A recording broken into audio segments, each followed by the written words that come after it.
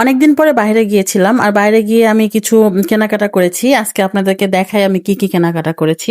প্রথমেই দেখাচ্ছি এটা টার্ন টেবিল। আমি কিছু কেক বানানোর জন্য এটা কিনেছি আর বাসায় বানাই মাঝে মধ্যে, যেহেতু লাগে ভাবলাম নিয়ে নেই, দামটাও কম ছিল। তো যাই হোক, এটা একটা নিয়েছি, এটার দাম খুব না, বেশি না, মাত্র 100 টাকা নিয়েছে।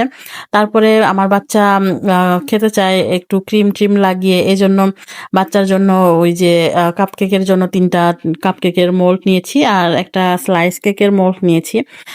স্লাইস কেকও বাসায় মাঝে মধ্যে বানিয়ে টিফিনে বা বাসায় খায়। আর নজেল নিয়েছি, নজেলগুলোও খুব দাম কমে পেয়েছি, মাত্র 30 টাকা করে। আর একটা বোল নিয়েছি কেকের, যেটা ক্রিম বানানোর জন্য লাগে, আমার এই বোলটা ছিল না।